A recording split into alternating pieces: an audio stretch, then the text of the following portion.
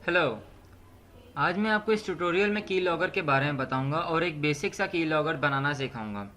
तो सबसे पहले ये जान लेते हैं कि डॉट बैट फाइल्स क्या होती हैं। डॉट बैट का बेसिकली मतलब ये होता है कि batch file. Batch file basically computer operating system की कमांड लाइन की फाइल्स का एक्सटेंशन होता है। कमांड लाइन की फाइल जो भी उसकी कंप्यूटर की ऑपरेटिंग सिस्टम की होती हैं उसको एक्सटेंशन एक देते हैं। जैसे HTML के लिए हम डॉट HTML देते हैं और डिफरेंट लैंग्वेजेस के लिए हम डिफरेंट देते हैं। तो बैच कमांड लाइन के फाइल्स के लिए हम डॉट बैट का एक्सटेंशन देते हैं। तो अब जानते हैं कि की लॉगर क्या होता है। की लॉगर बेसिकली आपके कीबोर्ड की एक एक की जो भी आप प्रेस करते हैं वो सब कुछ एक नोटपैड की फाइल में ऑटोमेटिकली सेव कर देता है। आपको पता भी नहीं चलता बिकॉज की लॉगर का कोई आइकन नहीं होता। ये आपके विंडोज़ के बैकएंड पे चल रहा होता है जिसकी वजह से आपको पता नहीं चलता। ये आप कह सकते हैं कि एक तरह का ये वायरस है। आज जो मैं की लॉगर आपको बनाना सिखाऊंगा वो सिर्फ एक बेसिक की लॉगर है, लेकिन आप इसको अच्छे से समझ लीजिएगा ताकि आपका की लॉगर के बारे में जो कॉन्सेप्ट है वो क्लियर हो जाए। तो अब आइए देखते हैं कि ये की लॉगर बनता कैसे है। तो सबसे पहले आप एक नोटपैड की फ़ाइल खोलिए।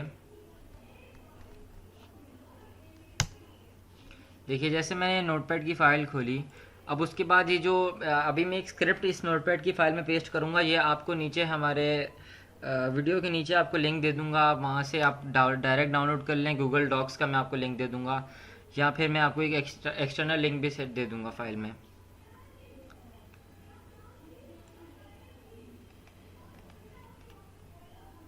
ये सिंपली आप कॉपी कीजिएगा। ये जो कंप्यूटर के ऑपरेटिंग सिस्टम की कमांड लाइन है ये उसकी लैंग्वेज है। इसके बारे में आपको फर्दर आगे वीडियोस में इस सारी लैंग्वेज के बारे में भी आपको बताऊंगा। सिंपली ये मैंने पेस्ट कर दी। अब तीसरा और सबसे ज़्यादा इम्पोर्टेंट स्टेप, इस फाइल को सेव करने से पहले आप सी ड्राइव में जाइए और एक न्यू फोल्डर बनाएं ulti_vc के नाम से। ये आप देख सकते हैं मैंने लिखा हुआ है ulti_vc। आप फोल्डर का नाम अपनी मर्जी से भी रख सकते हैं, लेकिन कोड में आपको थोड़ी सी एडिटिंग करनी पड़ेगी। जैसे कि ये है C/ulti_vc। अब इधर आप जो फोल्डर अगर आपने अपनी मर्जी से फोल्डर का नाम रखना है तो आप इधर से ulti_vc हटा के जो भी आपने अपना फोल्डर का नाम रखा है इधर आप वो रख दिएगा, ताकि की लॉगर जो भी कुछ सेव करे तो वो डायरेक्ट फाइल इस फोल्डर के अंदर जाके सेव हो, वरना उसको पता नहीं चलेगा। एक सेकेंड रुक जाए जी। तो अब मैं आपको वो फ़ोल्डर बनाता हूँ, फिर मैं आपको आगे फर्दर बताता हूँ।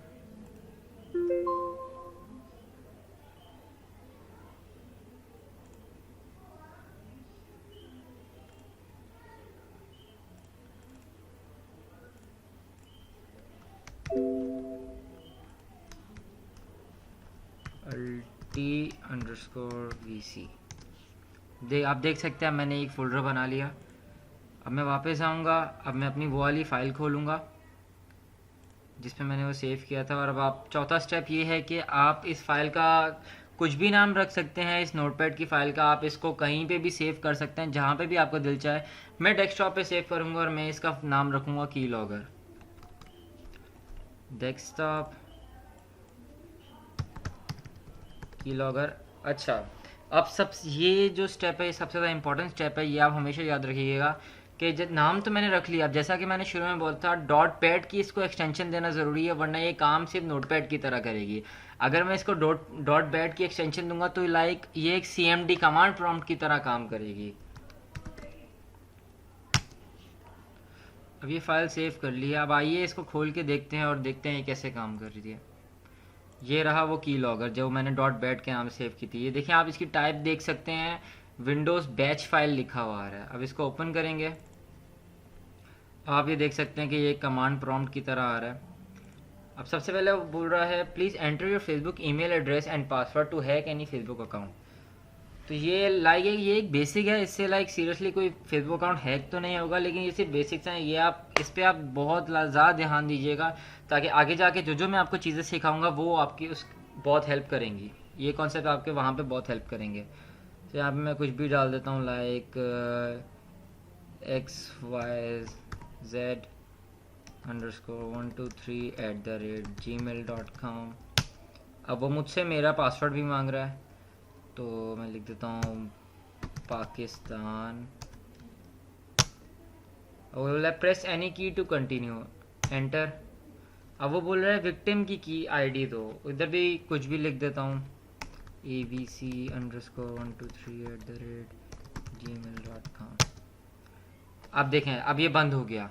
आप घबराइएगा नहीं, लेकिन ये जो भी मैंने इस की लॉगर के अंदर जितने भी चीज़ें टाइप की हैं वो मेरे ulti_vc के नाम से जो फोल्डर मैंने बनाया था उसके अंदर वो सेव हो गई होंगी। आइए चलें अब उसको देखते हैं।